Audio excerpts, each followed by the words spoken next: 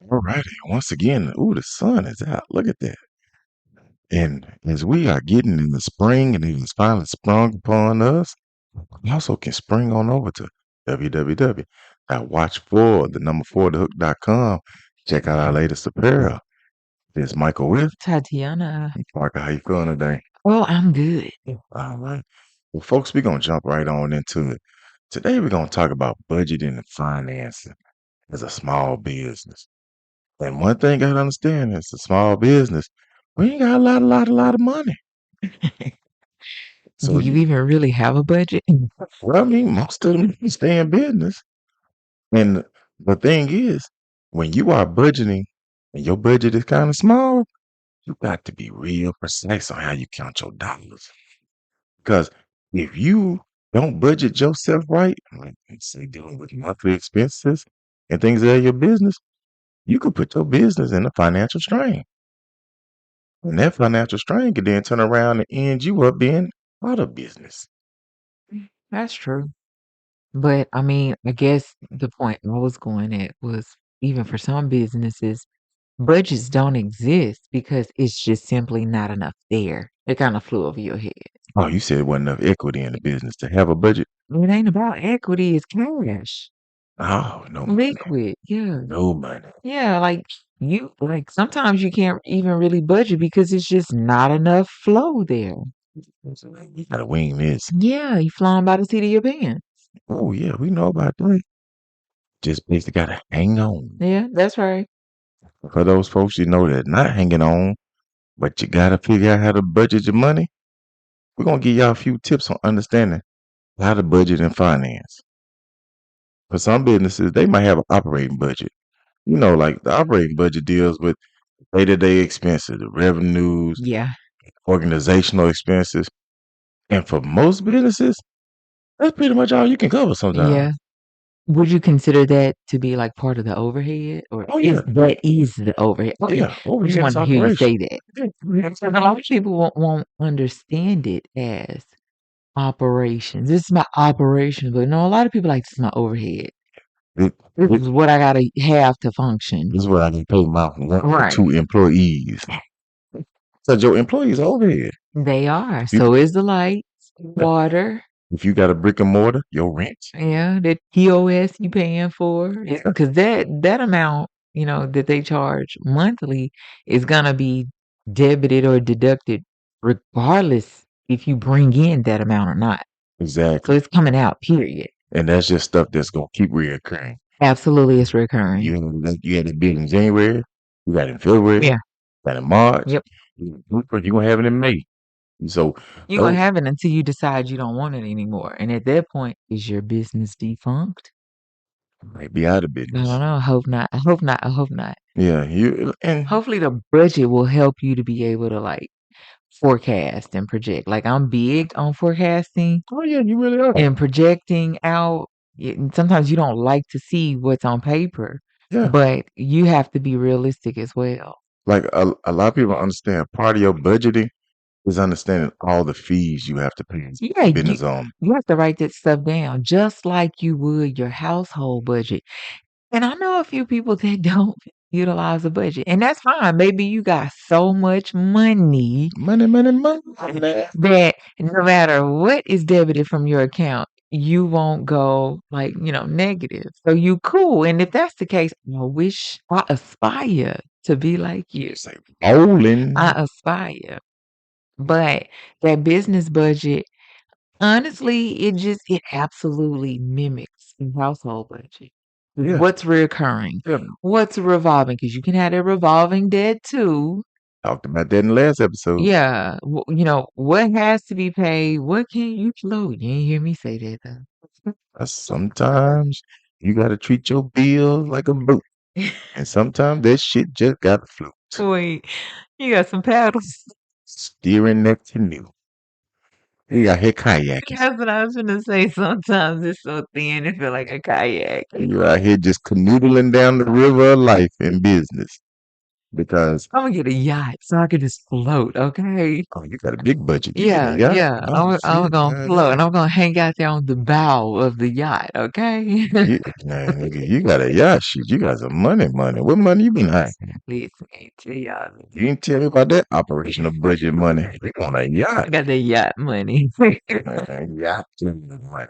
Okay, boy. I can feel Where's my boat shoes? she got little budget money. Now tell me something I ain't know. Whatever.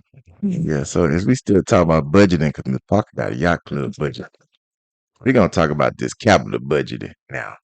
We talked about it a while ago, and we still keep talking about it. It's access to capital. So your capital budget is looking at long-term investments like assets, equipment, machinery, and infrastructure. To get that type of shit, you gotta have some capital.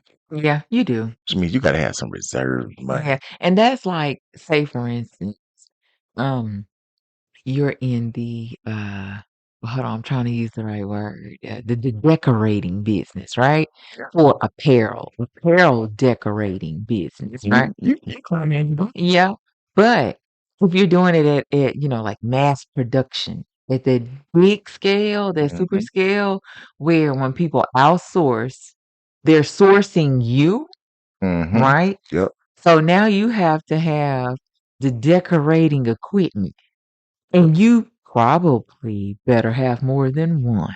Yeah. See, that's where that capital budget comes into play because you're gonna need that type of machinery, which gonna cost dollars. And you can't go get that basic model. Oh no, no. That's gonna, you can't listen. Getting 5 of that basic model, the color's not gonna come through. The peel off ain't gonna be right. It's not gonna operate like you need it to. Can't probably function as long as you need it to. Which said their runtime equals Yeah. $5. My time equal dollars. And I mean, like you said, you trying to mass produce something. Mhm. Also, if you're trying, yes, Mhm. term is quickly. Mhm. How quickly can you turn that machine over and Yep. over and over with a product that is completed and ready to be sold? Yep. Or shipped back out to that customer. So that's part of that capital. Like those kinds of equipment costs get expensive. Real Super expensive. expensive. That's big numbers. Yep. And those type of numbers, you're gonna probably have to go to somebody that's giving out or lending capital to get that. Yeah, buddy. Most businesses aren't coming in with that type of money already ready to build an infrastructure like that. Not typically. Yeah, not typically. Unless you get And that $1 million loan. from your guardian. Yeah, Yeah. that's small one. Yeah. And even if in some cases, right, even if you do have this set amount of liquid set aside, right, that can fund your business from startup, some people would probably recommend that you don't use your liquid. Save your liquid for an emergency Exactly. because we all know it happens. Yeah. Say that liquid. If you've got a decent line of credit, you use or borrow against, that line of credit. Exactly. So You took the yeah, words right out of my yeah, mouth. Getting that business credit, yeah, establishing a great line of business credit, well, like I say, will save your capital budget. And also you moving to this next one. That cash flow budget boy. can be saved also by your building of your business credit. But your cash flow budget is the money that flows in and out of the business. Mm-hmm. So when you are making money, That's at the very last line. You want what's on yes, that last line, yes, not the lines in between. Because when you get to that bottom line, you paid everything you needed to pay. Now that's your play money. Well, it's not your play money, but still. that bottom line to tell you whether you in the red or the black. Right. If you in the red, that means you're in the problem. If you in the black, then you in the clear. Because I mean, listen, there are some money books that have gotten people in lots of trouble Yeah. because they weren't tracking their debits and credits correctly. Right. They was basically lying to themselves, saying, "Ooh, look at all this money coming in," but wasn't coming up with you all that money that was going out. Right. Right. Right. Right. And listen, that's part of budgeting. If you sitting up there like even for us, we've talked about it in other episodes. You all can go back and look. Advertising budget, a marketing budget. You got to have a production budget. Like how much for apparel, how much you willing to spend on each garment, because you got to be at a reasonable price for your customers. Yeah, you can't outprice your customers. Exactly. Then it's just sitting in wherever you have it housed or stored. It's just sitting there collecting dust. Exactly. And if you're collecting dust, you're not making money. You ain't collecting no cash. Nope. If you want to collect cash, or you want to get into the cash collecting business, y'all should come by www.watch4 and I'm hook.com. Click on that podcast money merch. Free information to call with me and Miss Parker. If you're looking to get into the podcast business, or if you're looking to get into a business of yourself, hey, we got the right format, right plan already set up. The only thing missing is you. Once again, come by www.watch4 hook.com. Click that podcast money merch informational tab. And me and Miss Parker sit down and talk with you. Absolutely. You can fit that in your budget. That's free. That called free. You can put that in your budget right Oh, there. listen, it's free for them, but it's in kind for us. Yes, because we've already budgeted that. Yes, in kind for us. Yeah. And like I say, we doing that because we need somebody to do that with us. Yes. We wished we would have had someone do that for us or with us. Exactly. To get us going in the right Right, direction. right. And one thing about the direction that you want to keep your budget and finances going, you want to go in the direction where you can stay in business. And a lot of times, I think people get it kind of misconstrued about how to budget and how to finance. One of the things that I looked up is it's the 50-30-20 rule. The 50-30-20 rule recommends putting 50% of your money towards your needs, which was what we just talked about. That's your operational. Put 30% of your money towards your wants. The wants is going to be that capital. So you want to buy something else. Enhancements. Yeah. And then the 20% goes towards savings. And then that just falls in line with your cash flow. Yeah, it does. Just like Ms. Parker said, that cash flow, that savings is your rainy day. Yes, it is. So and just think about it, 50-30-20 rule. That still get you 100%. Just for all the math heads out there. I want to make sure y'all got that. So simple. But money and math, it's a business. Yeah, they do. Because, listen, a lot of people say, I don't like math. Listen, let me tell you something. Listen. You said a lot of people don't like math. I say a lot of business owners say they don't like math. And that makes entirely no sense, is what you're going to say. I was just going to say, listen, I do math all day long. Math comes in so many different forms.